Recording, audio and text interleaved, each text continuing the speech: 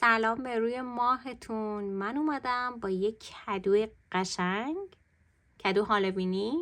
چوب دارچین رو فقط داشته باشید. موتیفی باحال، 3 سوته بافته میشه، برگ خوشگل داره، یه عالمه نکته داره، اتصال داره. سحر گلچین هستم و اینجا بافتنی قشنگ است. همه قشنگا رو میبافیم. میتونه یه دکور پاییزی خوشگل باشه برای خونه های قشنگتون، پاییزتون زیبا. بریم با هم ببافیم.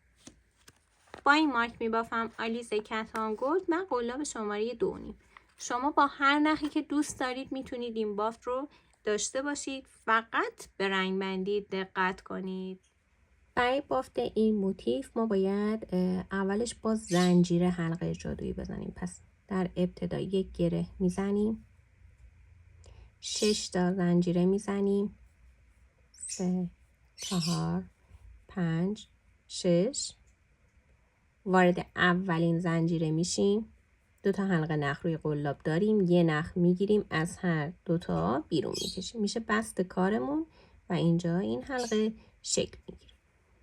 3 تا زنجیره میزنیم، اولین پایه بلندمون، نخ روی قلاب داخل حلقه وارد میشیم، اضافه نخ رو هم پشت قلاب میگیریم، یه نخ بیرون میکشیم. 3 تا نخ داریم، 2 تا یکی میکنیم، میشه اولین پایه بلندمون. ما باید 18 تا پایه داشته باشیم، یکیش 3 زنجیره شد، پس باید 17 تا پایه بلند داخل این حلقه ببافیم، چون که موتیفمون 6 ضلعی هستش. به همین صورت نخ میگیریم، داخل حلقه یه نخ بیرون میکشیم و 2 تا حلقه ها رو میبافیم. ادامه میدم بافت رو تا پایه هامون بشه 18 تا.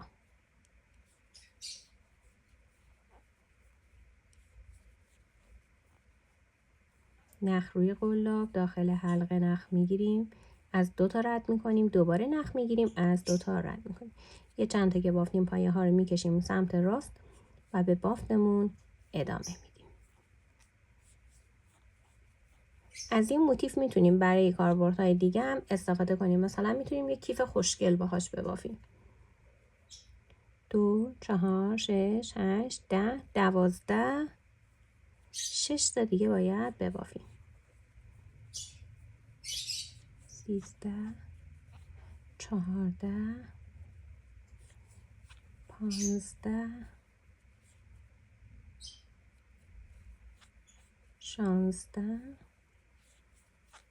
17 و 18. خب یک مرتبه دیگه بشماریم. 2 4 6 8 10 12 14 16 18. در انتها نخمون رو قطع میکنیم، کمی بلندتر میگیریم، بیرون میکشیم، میگیریم روی سوزن. تمام انتهای رش به همین صورت با سوزن کور میشه، بسته میشه. خب حالا میریم سومین زنجیره رو رد میکنیم روی گندمی اولین پایه بلند. اینجا از زیرش رد میشیم، برمیگردیم روی آخرین پایه‌ای که بافتیم. ببینید لبه عقبی و این حلقه سوم که پشتشه رد میشیم و به این صورت بافتمون تمیز و مرتب در میاد. همینجا نخمون رو محکم میکنیم، اضافه رو میبریم داخل بافت و دیگه قطعش میکنیم.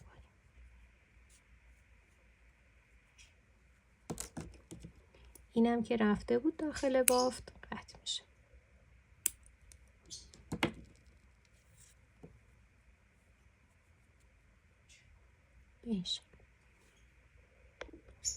رنگ دومی که من انتخاب کردم رنگ زرد هستش. این رنگ ها باید با هم دیگه همخونی داشته باشه. باز هم روی نخمون یک گره میزنیم. خب ما اینجا میخوایم پایه سر خود ببافیم، یعنی اینکه زنجیره نمیزنیم بیایم بالا. یه نخ روی قلب میگیریم، نگهش میداریم، میریم روی یکی از پایه ها، هیچ فرق هم نمیکنه کدوم یکی باشه، وارد میشیم، یه حلقه نخ بیرون میکشیم، این نخ رو میاریم این طرف نگه میداریم. الان 3 تا حلقه نخ داریم و میخوایم اینجا یه پایه پفکی ببافیم. 4 مرتبه پایه این پایه متوسط بود دیگه. 4 مرتبه پایه متوسط میگیریم. پس دوباره نخ گرفتم، یه نخ از داخل گندم میکشم بالا. سومی، قشنگ نخو بکشید بالا و 4می. حالا نخ میگیریم، از هر 9 حلقه‌ای که داریم رد میکنیم و یک زنجیره میزنیم. این برای خودش بود، یک زنجیره دیگه میزنیم. همین باف روی تک تک پایه ها باید بافته بشه. نخ میگیریم، باز هم اضافه نخ پشت بافت هستش. اولی، دومی، سومی و 4می.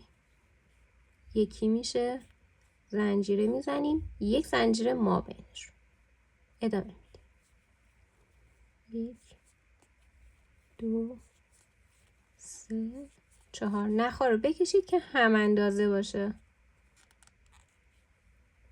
یکی میشه، زنجیره میزنیم.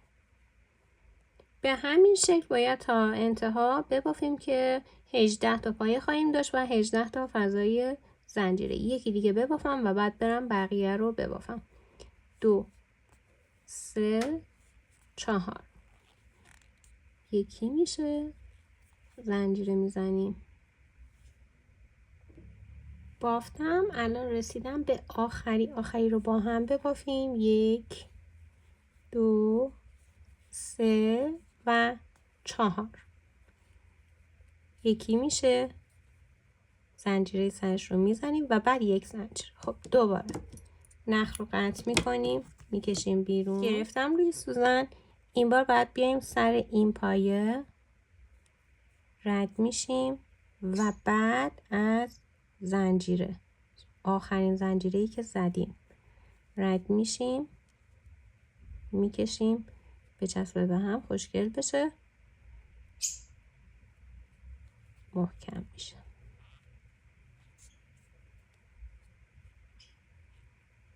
میبریم داخل بافت.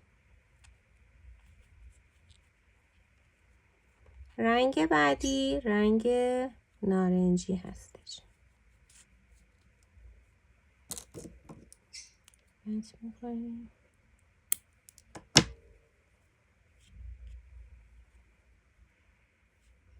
رج سوم دوباره یک گره میزنیم.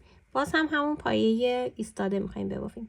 این بار داخل هر فضای زنجیره‌ای ما باید 4 تا پایه دوب ببافیم و با هم یکی کنیم. پس 2 تا نخ روی قلداب میگیریم و نگه میداریم. داخل یکی از فضاهای زنجیره‌ای وارد میشیم، یه نخ بیرون میکشیم. از 2 تا رد میکنیم، نخ میگیریم، از 2 تا رد میکنیم. مرحله آخر رو نگه میداریم. دوباره 2 تا نخ میگیریم، همین بافت تکرار میشه. یه نخ بیرون میکشیم، 2 تا میبافیم. 2 تا دیگه باید ببافیم. 2 تا نخ میگیریم، داخل همین حفره یه نخ بیرون میکشیم، 2 تا 4 تا مونده و آخری 2 تا یکی 2 تا یکی و حالا که 5 تا مونده نخ میگیریم، به یک باره رد میکنیم. 3 تا زنجیره میزنیم، میریم فضای بعدی. 4 تا دوبل نیمه میبافیم. به این صورت مرحله آخرش رو نگه میداریم. دومی، سومی، 2 تا نخ میگیریم، یه نخ از داخل فضای زنجیره‌ای میگیریم، 2 تا یکی 2 تا یکی و حالا 5 تا مونده، با هم یکی میشه. 3 تا زنجیره میزنیم، میریم فضای بعدی. همون 18 تا هستش. 18 تا هم فضای 3 زنجیره هستش. تا انتها میبافیم. رج آخر رو با رنگ زرشکی میبافم. 3 تا زنجیره تا آخر ادامه میدیم. تا آخر بافتم، 3 زنجیره رو زدم. خب دوباره ما باید نخ رو قطع کنیم، بگیریم روی سوزن، انتهای بافت رو درست کنیم و بریم سراغ رنگ بعدی. از اولین پایه‌ای که یکی شد رد میشیم، میایم روی آخرین زنجیره رد میشه به این شکل.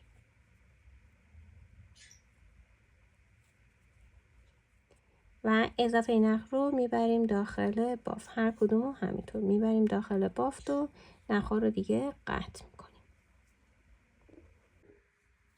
بریم برای رج چهارم با رنگ زرشکی میبافم. باز هم یک گره اولیه میزنیم. خب حالا اینجا رو ببینید ما 18 تا فضای زنجیره‌ای داریم که باید تقسیم بشه به 6 تا، یعنی هر 3 تا تکرار بافته میشه. همین اولی که هستیم گوشه بافتمون میشه. پس یه نخ روی قلاب میگیریم به این شکل، وارد یکی از فضاهای زنجیره‌ای میشیم، نخ رو بیرون میکشیم. اضافه نخ رو میارم میذارم اینور، 2 تا یکی 2 تا یکی. اولین پای بلند ما بافته شد. 2 تا دیگه داخل همین فضا پایه بلند میبافیم. نخ روی قلاب داخل فضا، نخ رو بیرون میکشیم و میبافیم. یک زنجیره میزنیم، پایه ها رو میکشیم به سمت راست. 3 تا پایه بلند دیگه همینجا میبافیم. پس میشه اولین گوشه ما. نخ روی قلاب داخل فضای زنجیره نخ رو بیرون میکشیم و پایه بلند رو میبافیم. 2 تا فضای بعدی هر کدوم 3 پایه بلند میبافیم. همچنان اضافه نخ رو نگه داشتم. اولین پایه بلند نخ روی قلاب، همینجا یه نخ بیرون میکشیم و پایه بلند دوم رو میبافیم. 3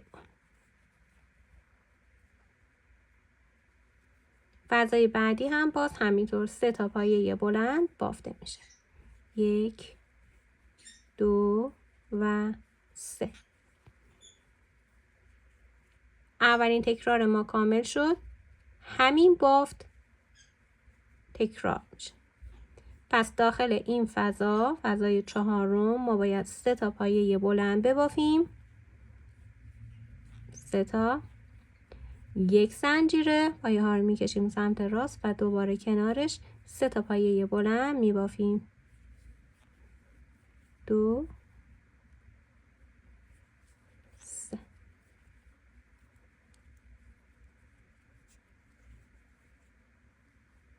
دو تا فضای بعدی هر کدوم 3 تا پایه بلند. 1 2 3 دیگه اضافه نخ هم تموم شد. فضای بعدی 3 تا پایه بلند. 6 مرتبه باید ببافیم. 2 مرتبهش رو بافتم، میبینید گوشه دار شد. 4 تا رو میبافم تا برسیم به این نقطه. بافتم. 4 تا تکرار بافته شد. به این صورت دوباره مثل تمام انتهای رشای قبلی نخ رو قطع میکنیم، میگیریم روی سوزن. حالا ببینید ما اینجا اولین پای بلندی که بافتیم از گندمیش رد میشیم، برمیگردیم میایم روی همین آخرین پایه از حلقه عقبی و سوم رد میشیم. مثل تمام رجهای قبلی گندمی شکل میگیره. انتهای نخ رو محکم میکنیم و بعد ما بقیش رو دیگه میبریم داخل بافت. هر چقدر موند قیچی میکنیم.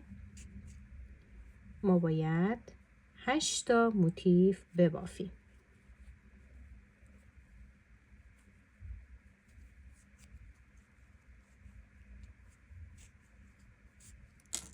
اینجا قطع میکنیم. 8 تا موتیف میبافیم که من الان بافتم. حالا باید این 8 تا رو کنار هم قرار بدیم و به هم دیگه بدوزیمشون یا اتصال بدیم. به هر روشی که بلدید میتونید این کار انجام بدید. این پشت و روه یه دونه وسط قرار میگیره به این شکل و 6 تا کنارش.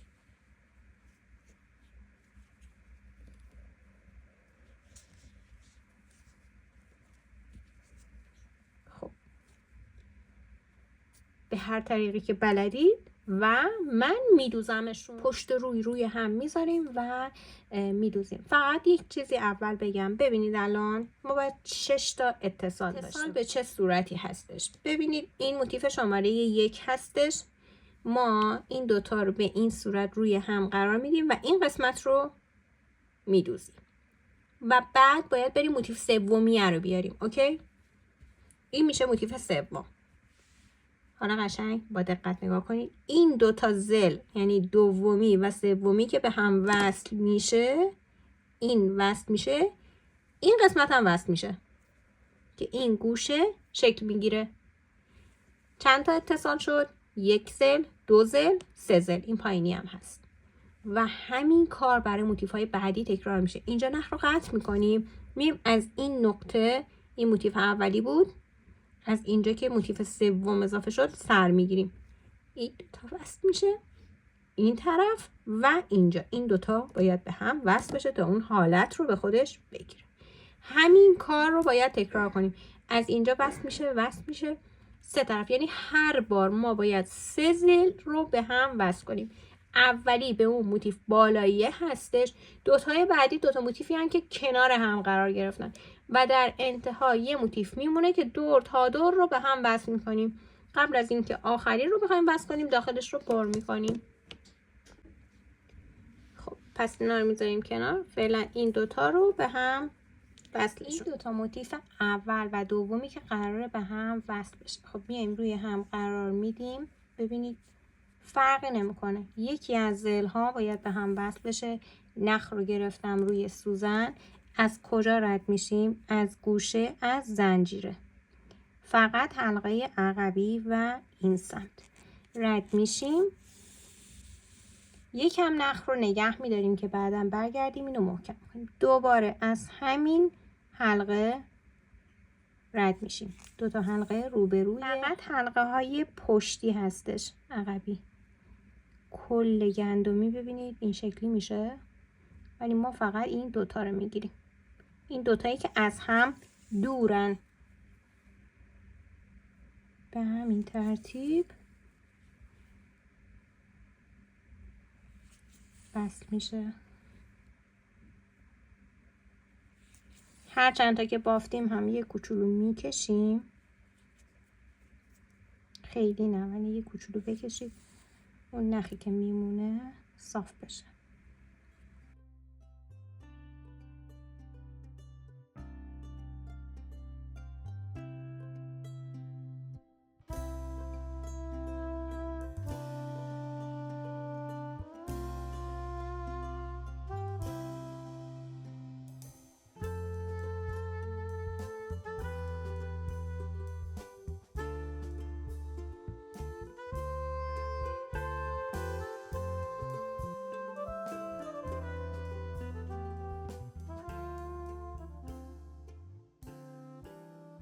همینطور تا انتها وصلش کردم.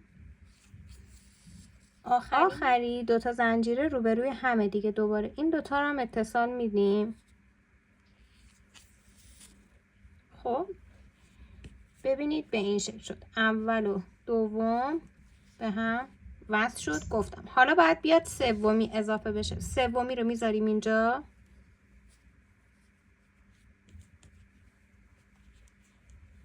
اوکی شد.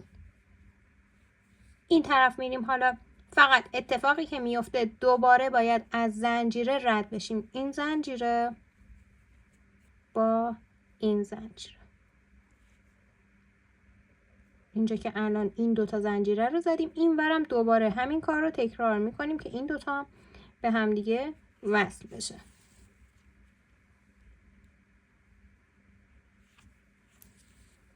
حالا دیگه این دوتا زل باید به هم وصل بشه کامل، از اینجا تا این قسمت.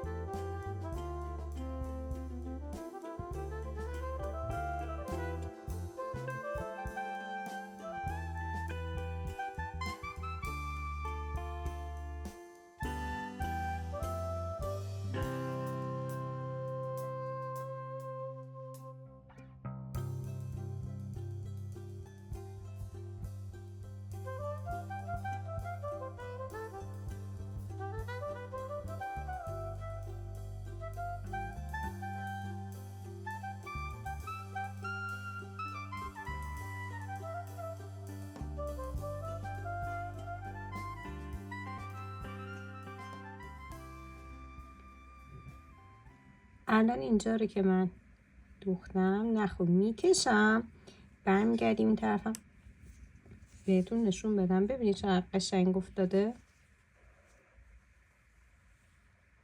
به همین شکل باید در بیاد. خب اولی، حالا میریم یه کاری میکنیم. اینجا رو یه مارکر میزنیم. من یه مارکر اینجا میزنم. چه نارنجی هم شد. حالا یه مارکر دیگه بیارم. بین این همه مارکر باید یه همرنگ در بیاد. این موتیف اول ما هستش. خب این دوتا که به هم اتصال داده شد، اولی و دومی، اومدیم سومی. گفتم سومی یک زل که اتصال دادیم باید بیایم بریم این یکی هم اتصال بزنیم. پس همون مسیر رو ادامه میدیم.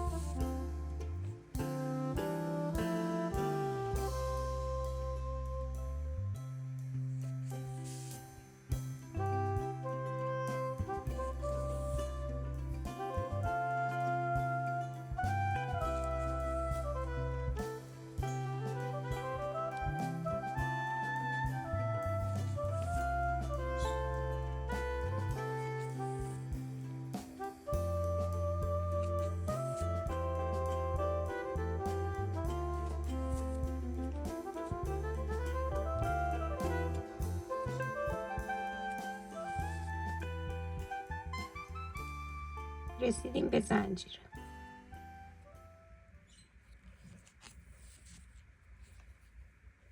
میکشیم.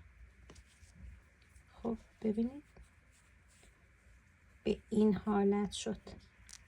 الان دیگه کاملا مشخصه. تا میزنم به این شکل. از اینجا اومدیم رفتیم تا اینجا.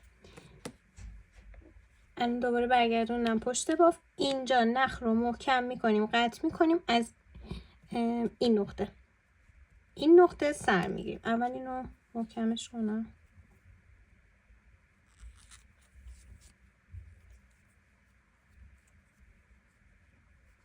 حالا با این سوزن خیلی نمیشه محکم کرد، پس میام قطعش میکنم فعلا.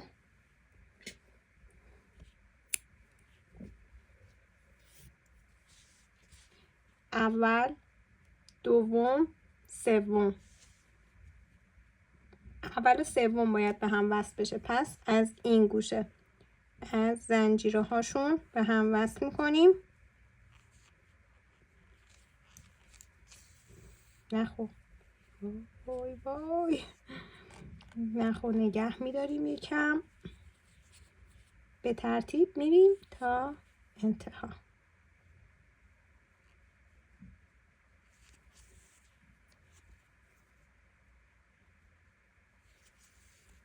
و بعد ای بابا، و بعد هم باید موتیف چهارم رو اضافه کنیم.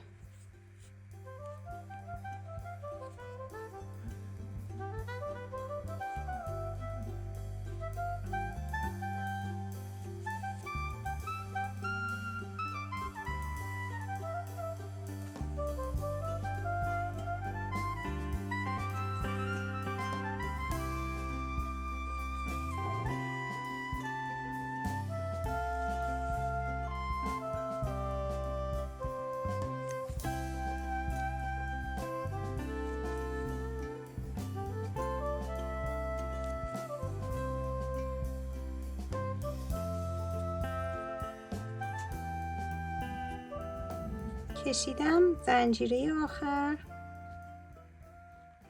و موتیف چهار رو.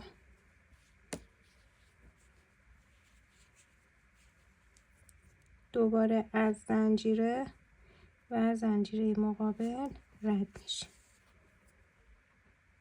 ادامه میدیم از این قسمت تا اینجا مثل همین قبلی. اتصال داده شد. انتهای نخ رو محکم کردم. دوباره قطعش میکنیم. میریم بعدی. 1 2 3 4 از اینجا باید وصل بشه. پنجمی بیاد اضافه بشه ششمی و هفتمی در آخر. اینجا ببینید الان اینجا داره خالی میمونه. اینجا باید بریم هشتمی رو وصل. الان دیگه کاملا متوجه شدیم دیگه. از این نقطه نخ رو وصل میکنیم میریم تا اینجا. بعد اینجا بعدی رو اضافه میکنیم. این دوتا وصل میشه. این یه دونه باز میمونه این پایین. دوتا که به قبلی وصل شده. یکی هم به این بالایی شماره 1 وصل میشه. دوتا هم به جدیده وصل میشه. فقط یک طرف آزاد میمونه. این نخ هم همه باید محکم بشه. ببینید الان اینجا باز شده. همه باید بگیریم روی سوزن و محکمش کنیم. 1 2 3 4 5 6 7. ببینید هفتمی رو گذاشتم کنارش و این قسمت اتصال داده شد. حالا این درس خودش مونده دیگه، نمیخواد یه دونه کنارش بذاریم، هستش. از همینجا نخ رو سر میگیریم. یادم میره بگم که اینو یه گره اینجا بزنیم خاطر اینکه باز میشه.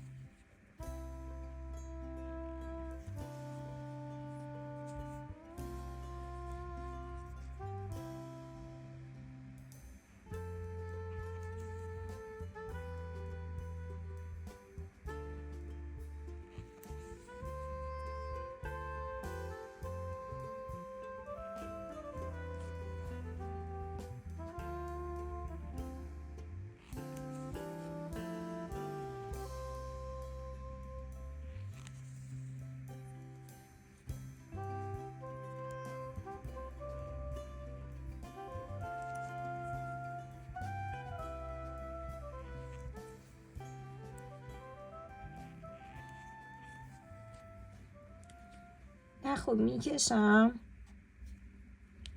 و ببینید دیگه الان رسیدم اینجا. این دوتا، این زنجیره با این زنجیره باید اتصال داده بشه.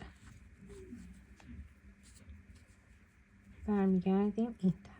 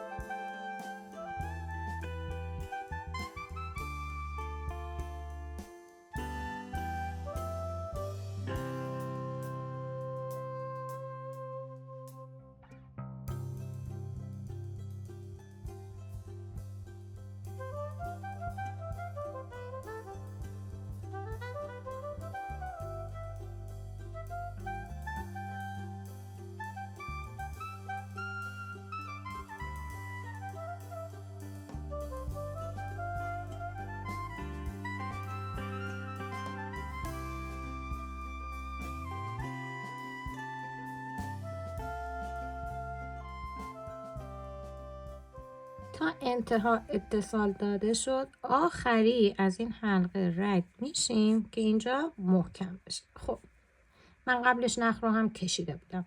حالا اینجا باز مون. اولین مارکر رو دیگه بردارم یه وقت جا نمونه. موتیف 8 رو میذاریم و شروع میکنیم دور تا دور دوختن. اول اینجا دوباره با زنجیره میره و بعد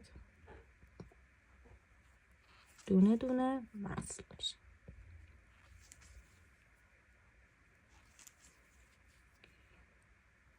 این کار رو انجام میدیم. 6 تا زل باید به هم دیگه وصل بشه.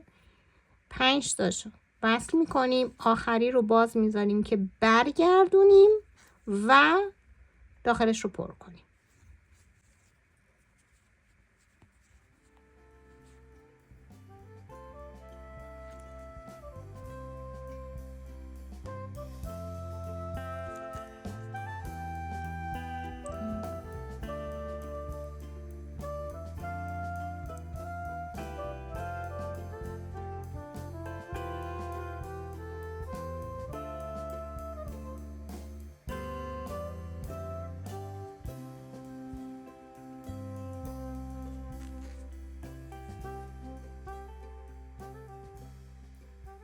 برای گوشه 3 تا رو میگیریم. از زنجیره هم رد میشیم که اینجا سوراخی نیفته. دوباره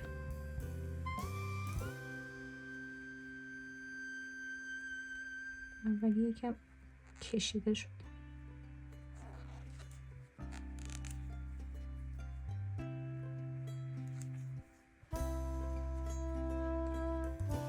همینطور دور تا دور باید وصلش کنیم و اینکه این نخا هم همه باید بگیریم روی سوزن و ببریم داخل باف. من همه این کارا رو انجام میدم.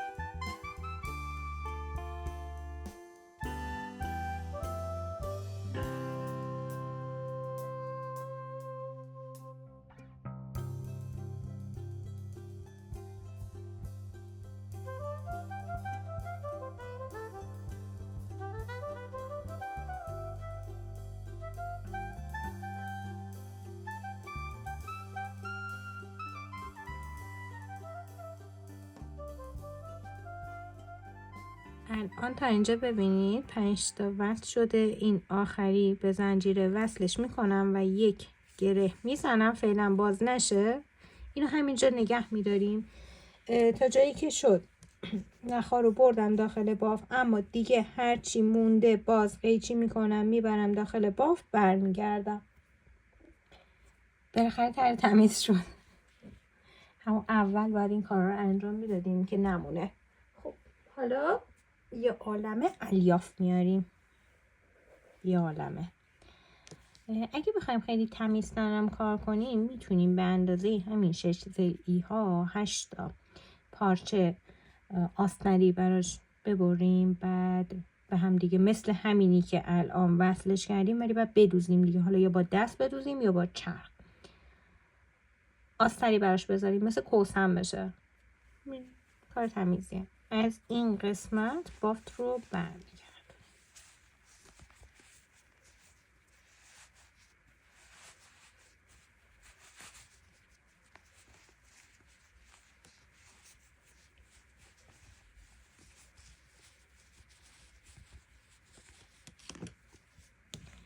شروع میکنیم داخلش رو پر کردن.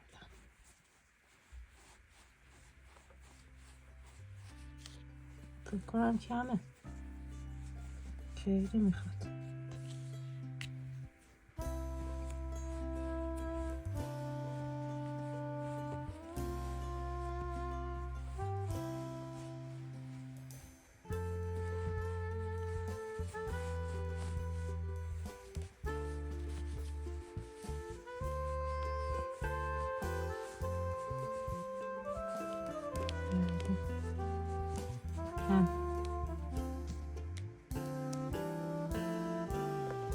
مخصوصا روی این گوشه ها.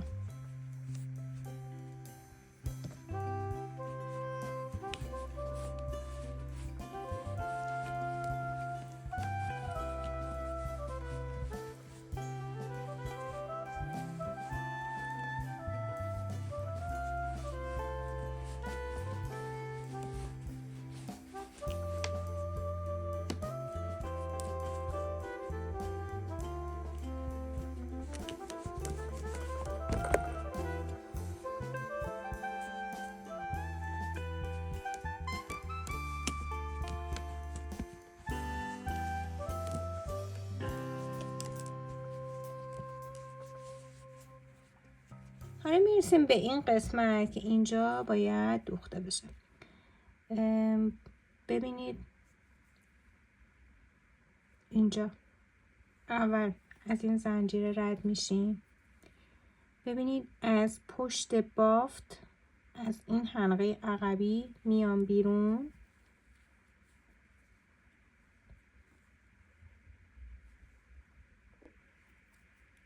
از این حلقه میرم داخل، دوباره از بعدی میام بیرون،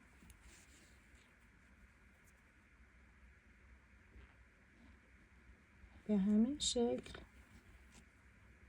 دو تا لبه های عقبی هستش. اینجا که نگاه میکنیم الان این دو تا لبه ای که به هم نزدیک هستن، ببینید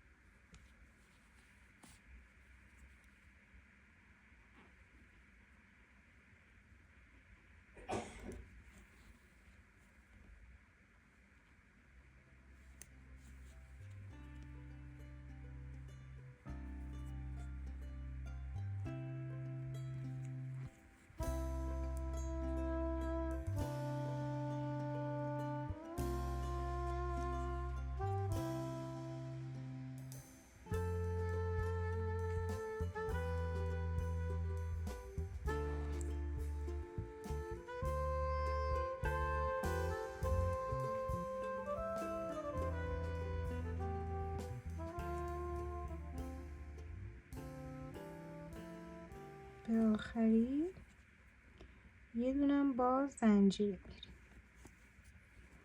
میریم، میکشیم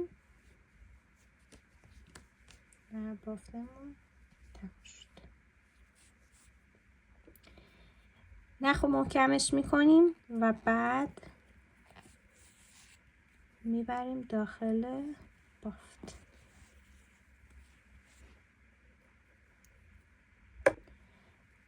نخ من بلنده، من از همین نخ استفاده میکنم میارمش این قسمت وسط. خب از اینجا کشیدم.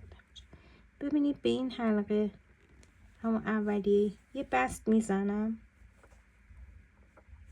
ترجیحاً با نخ همرنگ این کار رو انجام بدیم بهتره، اما چون نخم اضافه مونده من دیگه این کار رو انجام میدم نخ حیف نشه. از این سر وارد میشیم، دقیقاً این طرف باید بیرون بیریم. خب حالا دوباره همون طرف کنار این حلقه بیرون میریم، برمیگردیم میکشیم. میبینیم از هر دو طرف باید جمع بشه.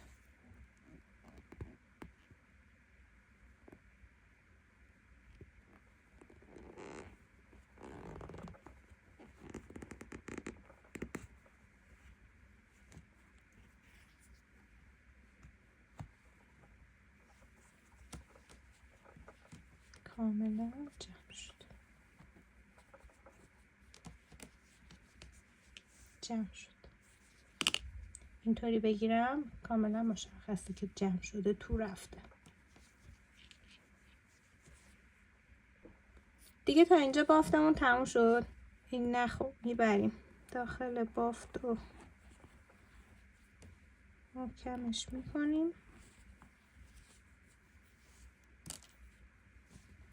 بریم فرفریاشو ببافیم، برگشو ببافیم.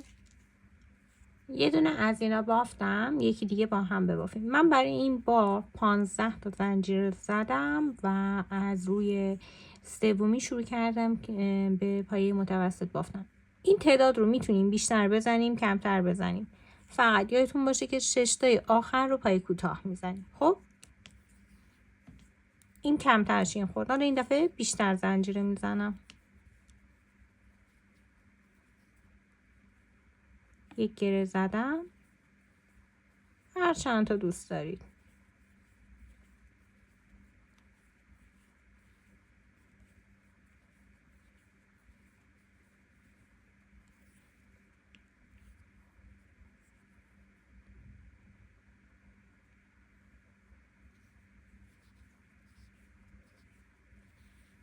بیست و یک زنجیره.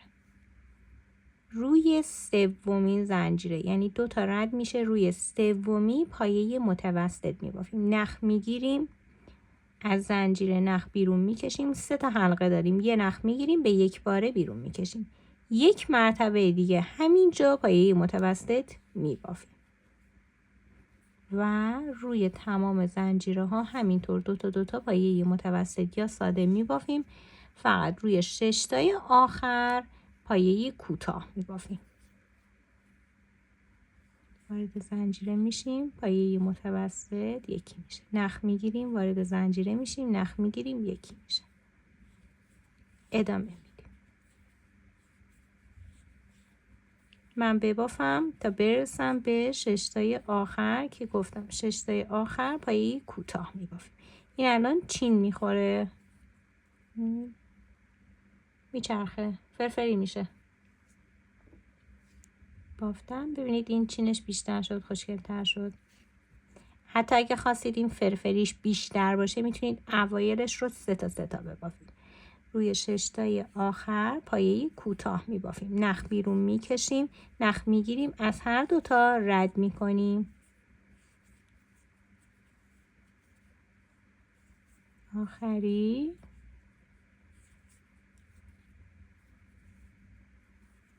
قطع میکنیم نخ رو.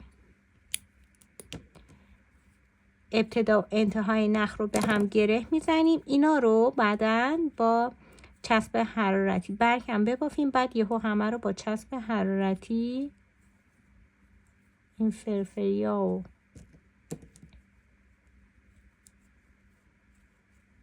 برگ و دارچین و همه رو با چسب حرارتی میچسبونیم. البته که میتونید با این اضافه نخواهم هم بدوزید. من برگ رو با رنگ قهوه‌ای میبافم، بهش میاد. ببینید این قهوه‌ایه، اینم که هستش. چوب دارچینم قهوه‌ایه، همه به هم دیگه میاد. شما هم یه رنگی انتخاب کنید که بیاد بهش. یک گره اولیه برای شروع بافتمون میزنیم و بعدش 16 تا زنجیره. 4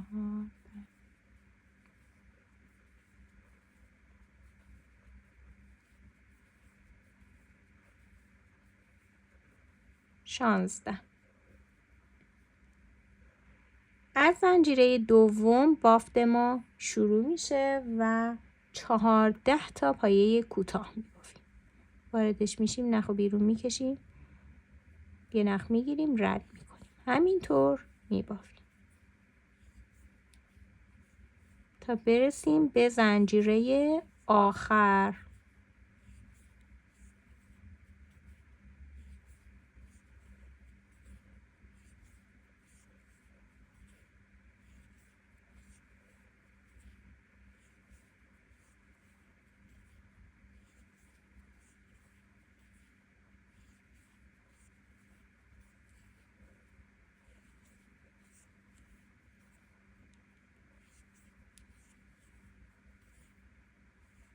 به زنجیره آخر که رسیدیم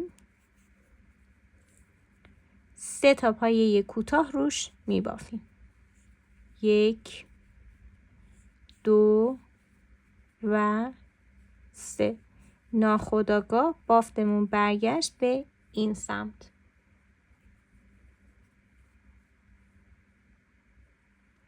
در ادامه 14 تا پایه کوتاه میبافیم، یعنی دقیقا روی این زنجیره ها حلقه ها که باقی مونده پایه کوتاه میبافیم. اضافه نخ رو هم دارم نگه میدارم پشت قلاب که بره داخل بافت. 4 تا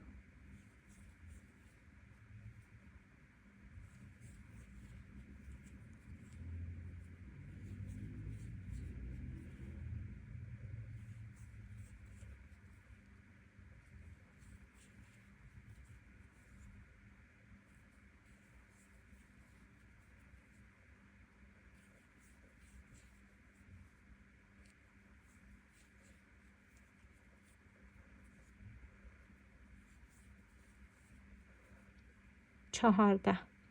یعنی تا آخر بافتیم دیگه، رسیدیم به اون زنجیره‌ای که رد کردیم، از دومی بافتیم. یک زنجیره میزنیم و به جهت عقربه های ساعت برمیگردیم. خب از اینجا به بعد روی لبه عقبی میبافیم. اولین پایه رد میشه، زنجیره که رد میشه هیچی، اولین پایه هم رد میشه، میایم از دومی شروع میکنیم به بافت. 14 تا پایه کوتاه از لبه عقبی میبافیم. از این قسمت وارد میشیم میبافیم. پس زنجیره و اولین پایه رد شد. 3 4 5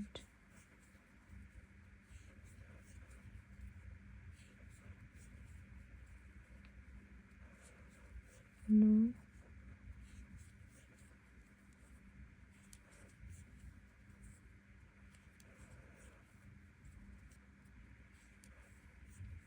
13 14. میرسیم به پایه وسط از 3 تای رج قبل. اینجا روی همون حلقه عقبی 3 تا میبافیم. 1 2 3. در ادامه 12 تا پایه کوتاه از لبه عقبی میبافیم. 2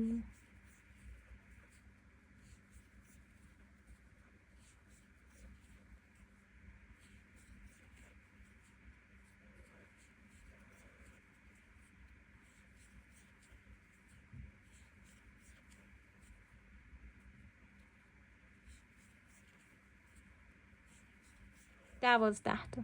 یعنی ببینید این آخری ها دیگه میمونه. زنجیره میزنیم و دوباره برمیگردیم. رج سوم باز هم زنجیره که رد میشه هیچی، اولین پایه هم رد میشه. در ادامه 12 تا پایه کوتاه میبافیم از لبه عقبی. 12 تا رو که ببافیم میرسیم به پایه وسط از ستایی که رج قبل بافتیم.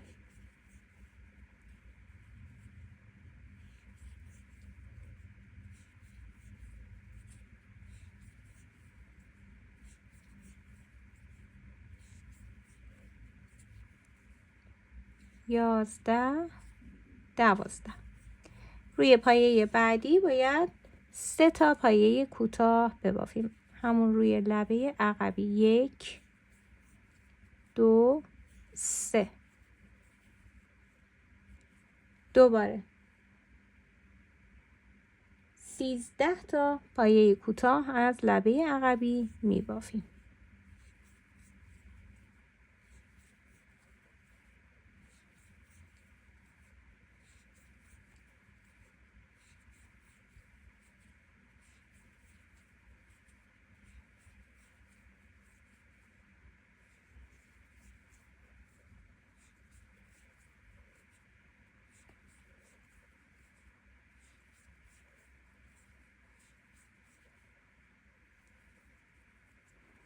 زنجیره میزنیم، برمیگردیم.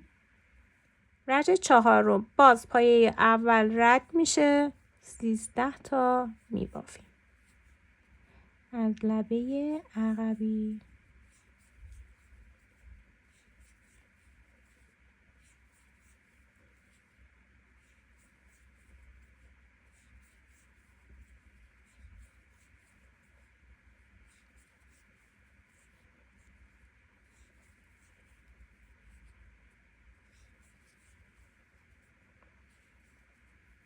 روی پایه بعدی که میشه پایه وسطی 3 تا میبافیم. 1 2 3. 11 تا پایه میبافیم. 2 3 4 5.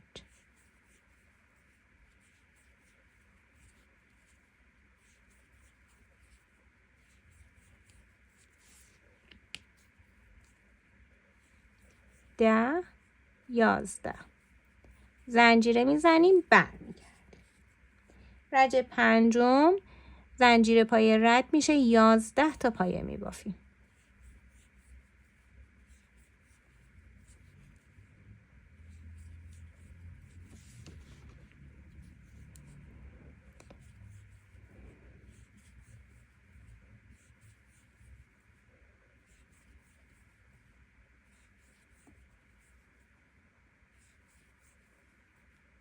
یازده. روی بعدی 3 تا میبافیم. 1 2 3. 12 تا پایه میبافیم. تمام بافتمون از لبه عقبی هستش.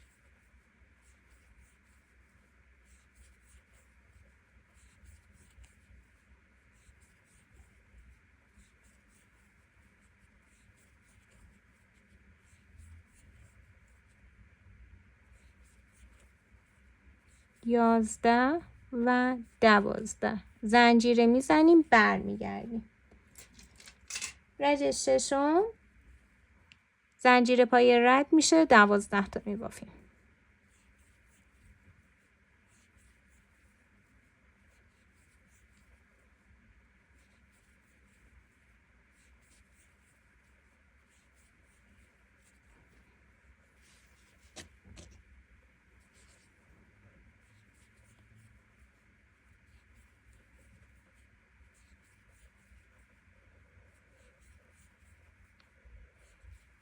روی پایه بعدی 3 تا میبافیم. 1 2 3. 10 تا میبافیم.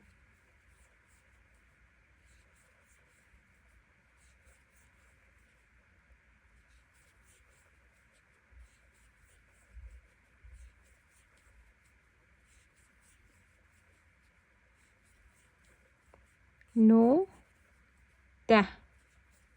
زنجیره میزنیم، برمیگردیم. رج 7 زنجیره و اولین پایه رد میشه، 10 تا میبافیم.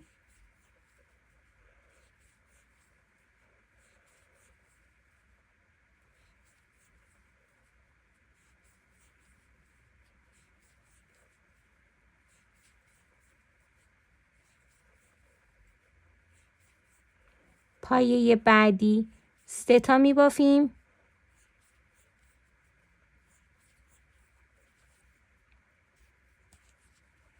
11 تا میبافیم.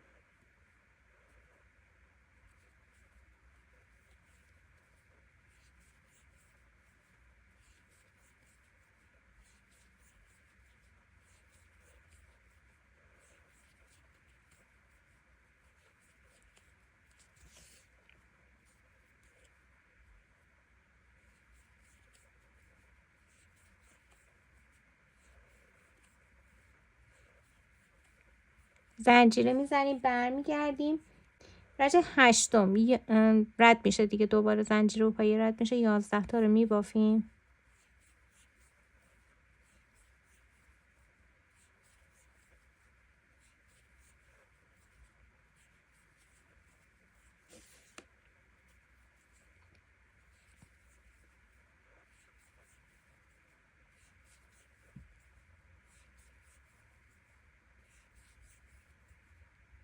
روی پایه بعدی از لبه عقبی 5 تا پایه کوتاه میبافیم. 1 2 3 4 و 5. در ادامه 9 تا پایه کوتاه میبافیم.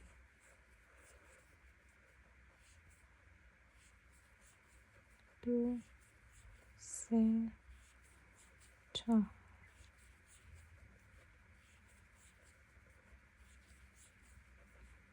8 9. تا اینجا به این شکل شده. 5 تا زنجیره میزنیم. 2 3 4 5. برمیگردیم. برای رج 9 روی سومین زنجیره بافتمون رو شروع کنیم، یعنی این دوتا رد میشه، روی سومین بافتمون رو شروع میکنیم، پایه کوتاه میبافیم. دوتای بعدی پایه کوتاه میبافیم. خب حالا میایم روی ادامه بافتمون، اینجا میچرخیم. باز هم همچنان میخوایم از روی لبه عقبی ببافیم. 5 تا پایه کوتاه میبافیم. 1 2 3 4 5. بنشین. زنجیره میزنیم، برمیگردیم.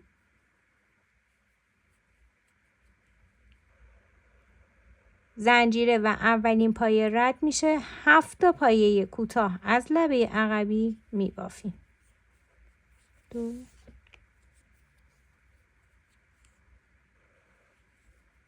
3 4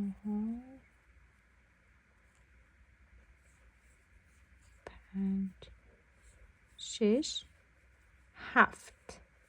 آخر میشه. 4 تا زنجیره میزنیم. 3 4. برمیگردیم. رج 11 دوباره بعد از روی سومین زنجیره شروع کنیم به بافتن. 1 پایه کوتاه میبافیم. پایه بعدی پایه کوتاه میبافیم و در ادامه 7 تا پایه کوتاه میبافیم.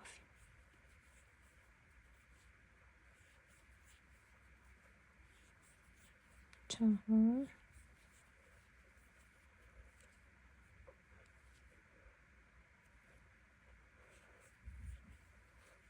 7. اینجا باید 8 تا پایه ببافیم، یعنی 2 تا که بافتیم و در ادامه 8 تا انتها میبافیم. خب شد 10 تا.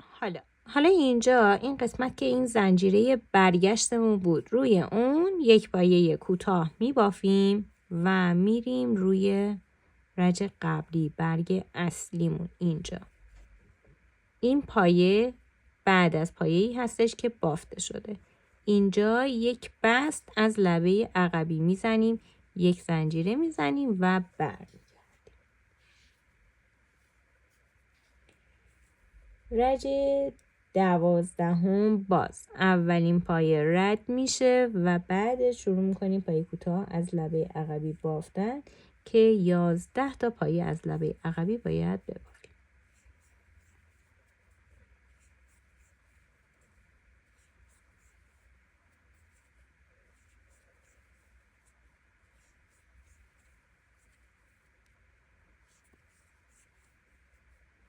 نو 10 و 11. ابتدای رج زنجیره و اون بستی که زدیم رد شد و بعد شروع کردیم 11 تا بافتن. 4 تا زنجیره میزنیم. 3 4 برمیگردیم. رج 13 از سومین زنجیره شروع میکنیم به بافت پایه کوتاه. روی زنجیره بعدی هم یک پایه کوتاه میبافیم. حالا میایم روی پایه ها که باز باید از لبه عقبی ببافیم. 10 تا میبافیم.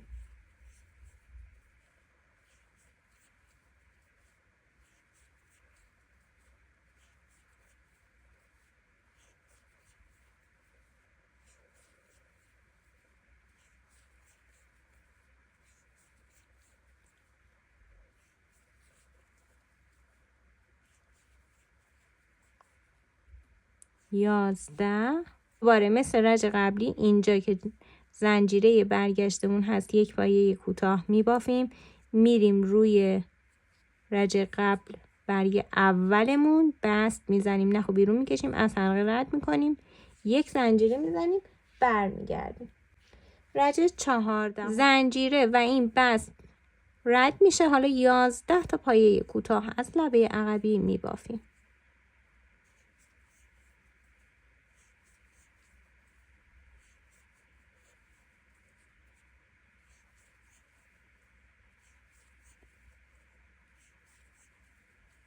نو 10 و 11. یک زنجیره میزنیم، برمیگردیم. خب دیگه دوباره داره برگمون برگشتش کاهشی شروع میشه.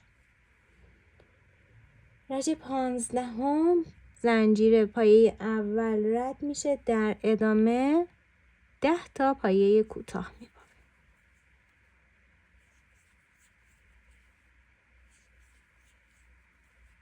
از لبه عقبی.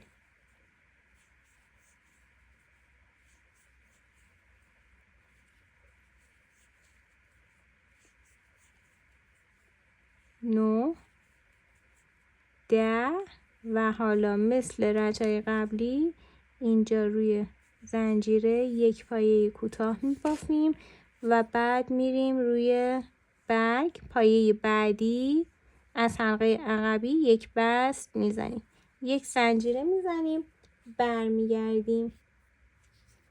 رج 16 زنجیره اون پایه بسته رد میشه، 9 تا پایه کوتاه از لبه عقبی میبافیم.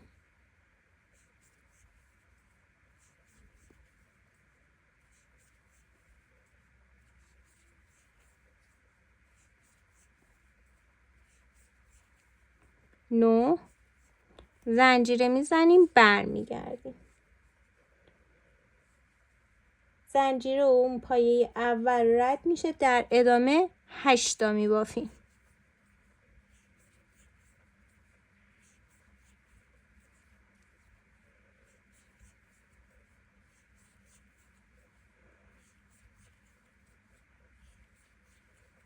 هشت و باز روی اون زنجیره برگشت یک پایه کوتاه میبافیم. میریم روی پایه بعدی از برگ اصلی یک بست میزنیم، یک زنجیره میزنیم، برمیگردیم. رج 18 زنجیره و پایه بسته رد میشه، 7 تا پایه کوتاه از لبه عقبی میبافیم. 2 3 4 5 6 و 7 زنجیره میزنیم. 4 تا زنجیره بعد اینجا بزنیم. 2 3 4. از سومین زنجیره شروع میکنیم به بافت پای کوتاه. 1 روی زنجیره بعدی هم میبافیم و بعد از لبه عقبی 2 3 4 5 6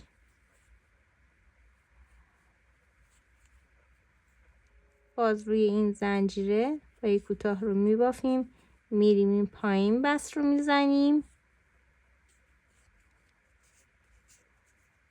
رج 20 زنجیره رو که زدیم برگشتیم، زنجیره و پایه اول رد میشه، 10 تا پایه میبافیم.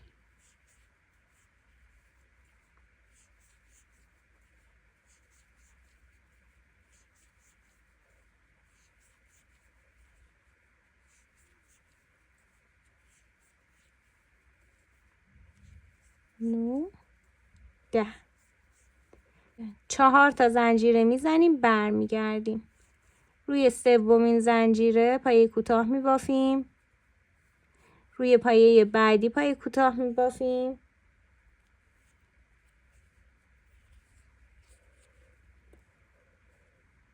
ده تا پایه کوتاه میبافیم.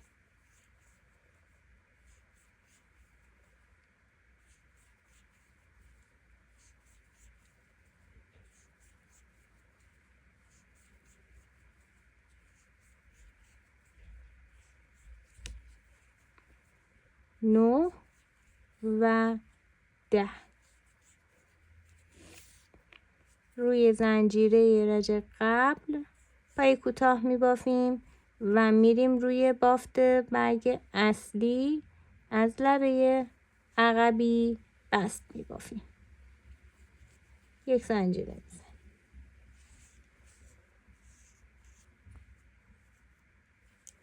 برمیگردیم رج 22 زنجیره و پایه اول رد میشه، 11 تا پایه کوتاه از لبه عقبی.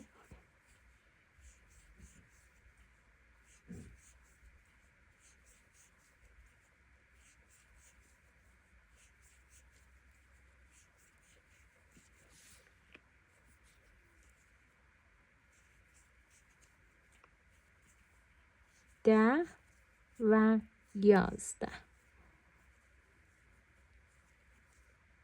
زنجیره میزنیم، برمیگردیم رج 23 زنجیره و اولین پایه رد میشه، 10 تا پایه کوتاه از لبه عقبی میبافیم.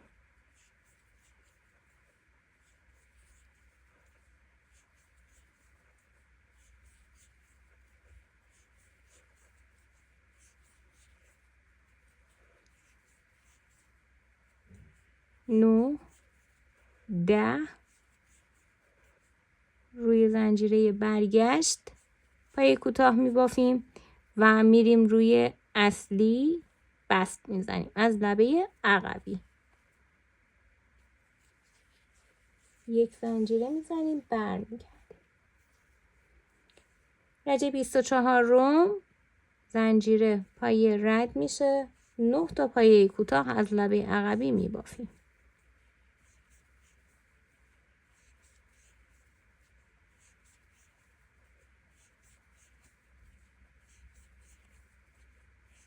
هشت 9 یک زنجیره میزنیم، برمیگردیم رج 25 زنجیره و پایه اول رد میشه، در ادامه 8 تا پایه کوتاه از لبه عقبی میبافیم.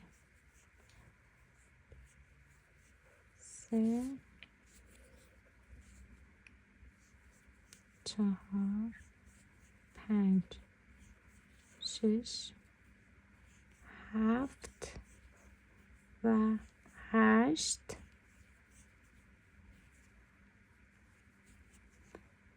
روی زنجیره برگشت پای کوتاه می بافیم تا اینجا. خب اینجا برگ اصلیمون تموم شد، این دومی، اینم سومی تقریبا. حالا میریم دقیقاً اینو این طرف می بافیم. خب بعد از اینکه پای کوتاه رو روی این زنجیره بافتیم، اینجا روی این پایه ها از لبه عقبی 12 تا پایه میبافیم.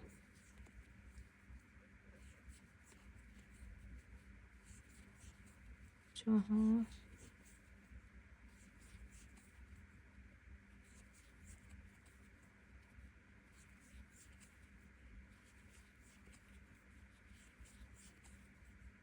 11 12 و 5 تا زنجیره میزنیم. 3 4 5.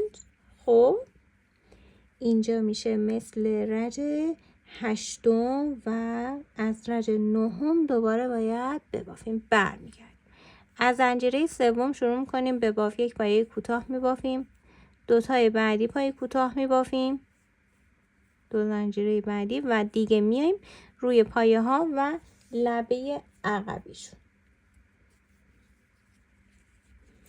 5 تا میبافیم. 1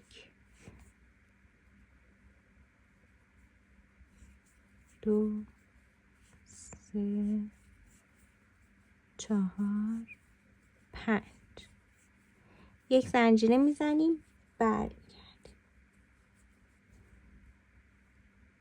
زنجیره و پایه رد میشه، 7 تا پایه کوتاه میبافیم.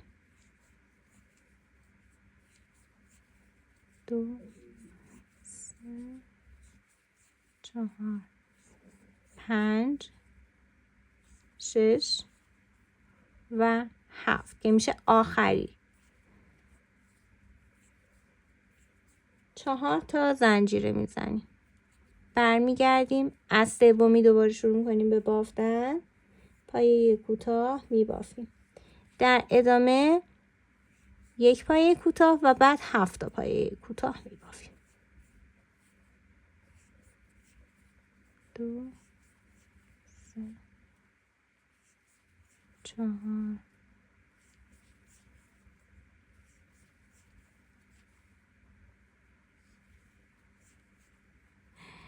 روی این زنجیره 8 تا پایه کوتاه بافتیم، روی زنجیره برگشت پایه کوتاه میبافیم و میایم روی برگ اصلی از حلقه عقبی بست میبافیم. یک زنجیره میزنیم، برمیگردیم. 11 تا پایه کوتاه، زنجیره و پایه اول رد میشه، 11 تا پایه کوتاه میبافیم از حلقه عقبی.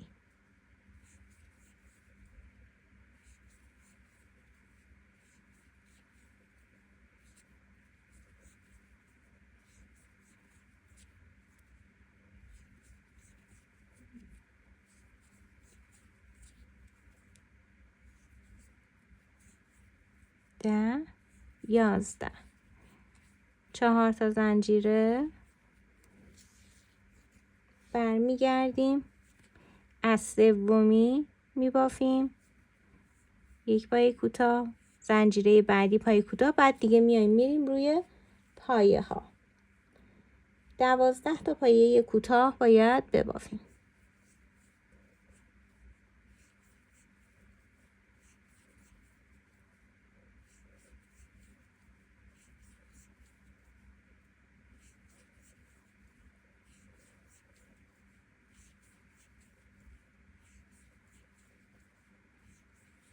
زنجیره برگشت پایه کوتاه رو میبافیم.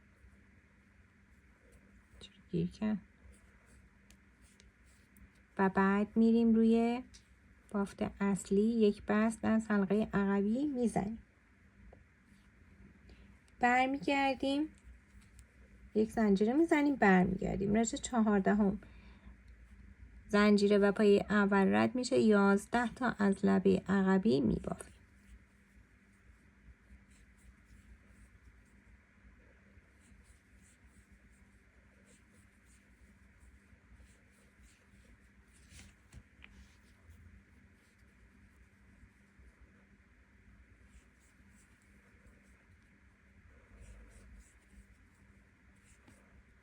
نه 10 و 11.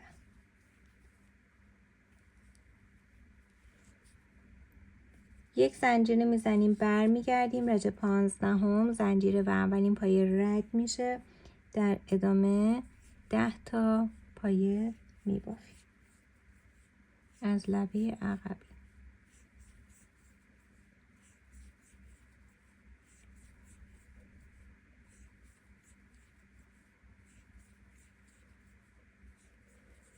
نو و 10. روی زنجیره رج قبل یک پایه کوتاه میبافیم، میریم روی بافت قبلی، بست میزنیم، از لبه عقبی زنجیره میزنیم، برمیگردیم. رج 16 زنجیره و پایه اول رد میشه، 9 تا پایه کوتاه میبافیم.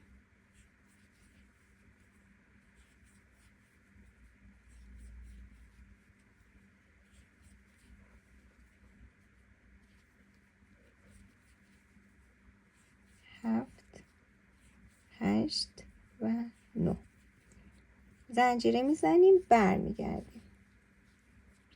زنجیره و پایه اول رد میشه، 8 تا پایه کوتاه از لبه عقبی میبافیم.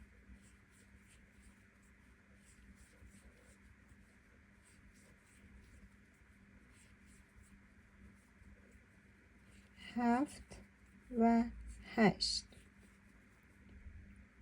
یک پایه روی زنجیره میبافیم، میریم این پایین، بست میزنیم، از لبه عقبی زنجیره میزنیم، برمیگردیم. زنجیره و اولین پایه رد میشه، 7 تا پایه کوتاه میبافیم از لبه عقبی.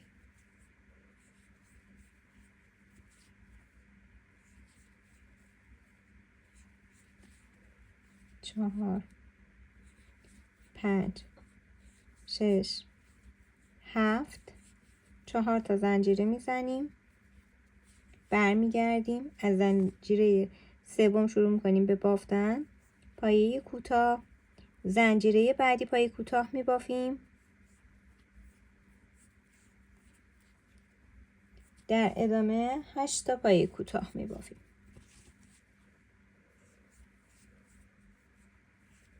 دو، 3، 4، 5، 6،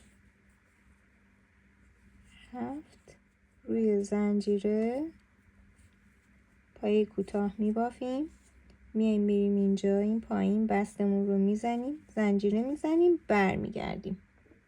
رج بعدی زنجیره میزنیم، یک پایه رد میشه، 10 تا پایه کوتاه میبافیم از لبه عقبی.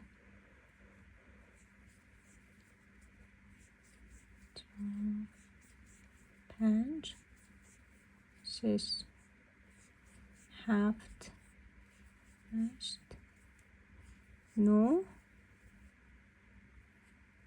10 4 تا زنجیره میزنیم، 3، 4 برمیگردیم. روی زنجیره سوم یک پایه کوتاه میبافیم و در ادامه 11 تا پایه کوتاه میبافیم از لبه عقبی.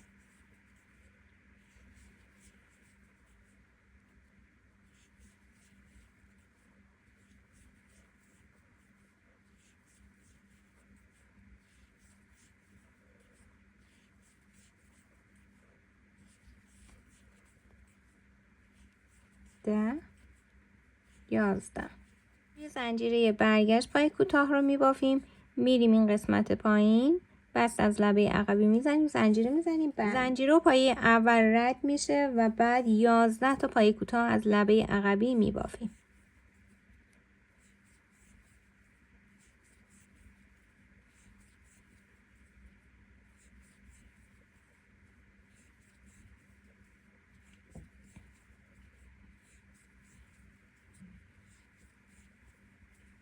یازده، یک زنجیره میزنیم، برمیگردیم.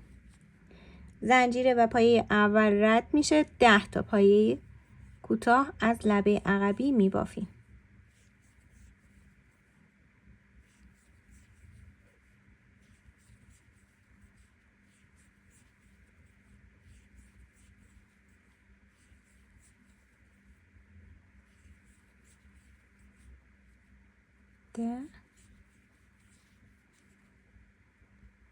یک پای کوتاه میبافیم روی زنجیره، یک بست میزنیم این پایین، یک زنجیره میزنیم، برمیگردیم.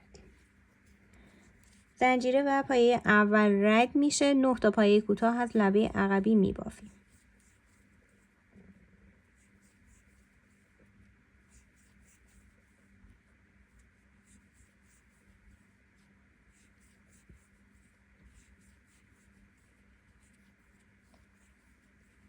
نه تا زنجیره میزنیم، برمیگردیم.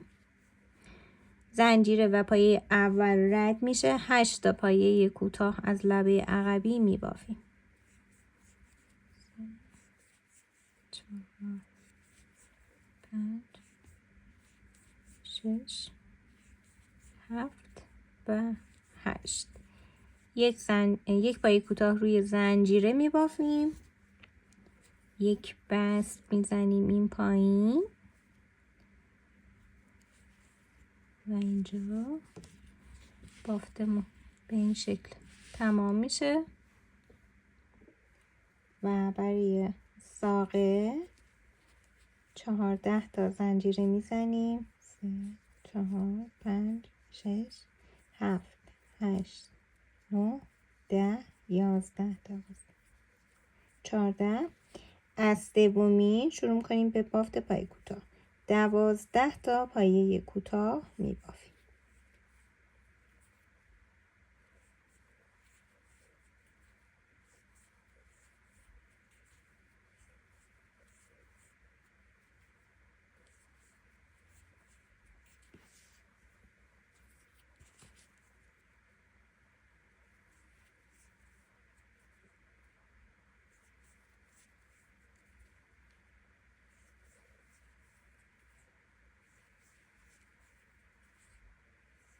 یازده و 12. باز یک بست میزنیم اینجا و دیگه نخ رو قطع میکنیم.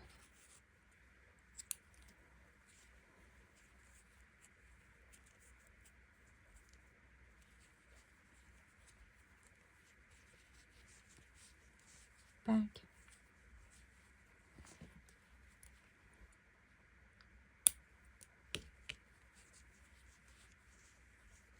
این هم از برگ خوشگلمون. خب همونطور که گفتم یا با چسب حرارتی یا با همین نخا اینا همه دوخته میشه به این قسمت. به این شکل برگش آویزون باشه. این قسمت هم بگم برای نخ همرنگ، ببینید در اصل ما باید این کار رو انجام بدیم. از این سمت وارد میشیم، دوباره از این طرفش در میایم، تمام نخ بیرون نمیاد، نگهش میداریم. نقطه مقابلش این سمت میریم این بار و دقیقاً این سمت. حالا کامل بیرون میکشیم. این دو تا رشته نخ رو به هم گره میزنیم. ببینید کاملا باید جمع بشه. خیلی اصولی تر از اونیه که من انجام دادم. جمع شد و این اضافه نخ میره داخل. حالا که برگمون تموم شد، برگ اینجا و این دوتا فرفری هم اینجا چسبیم، یا اینکه با همین نخا هم میتونیم بدوزیمش. شاید من بخوام این رنگا رو عوض کنم، نمیدونم، شاید برگو بخوام عوض کنم ولی برگش بهش میاد. چوب دارچین هم باید بذاریم این وسط. من این دوتا رو دوباره بافتم، قهوه‌ای بافتم که با برگ و چوب دارچین یکی بشه. خب چوب دارچین رو نصفش کردم، این قسمت رو چسب حرارتی میزنم و اینجا میچسبم. یه چند ثانیه نگه میداریم. برگ رو میچسبونیم کنارش و اون فرفریا رو.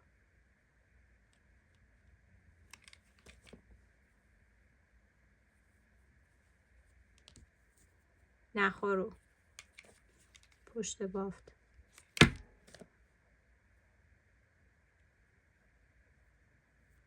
محکم میکنم.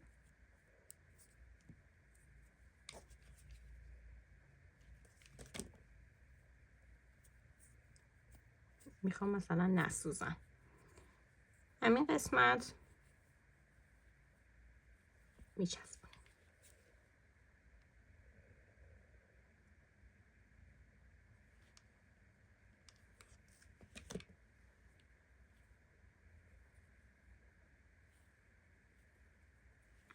و تمام. ببینید اینا سبزا هستش، حس کردم بهش نمیاد دیگه. البته استاد بزرگ دخترم گفت بهش نمیاد. تمام. ببافید، خوشگل خوشگل ببافید. برام عکس بفرستید تو تلگرام، برام عکس بفرستید. سحر آندرلاین آسا آیدی خودم هستش.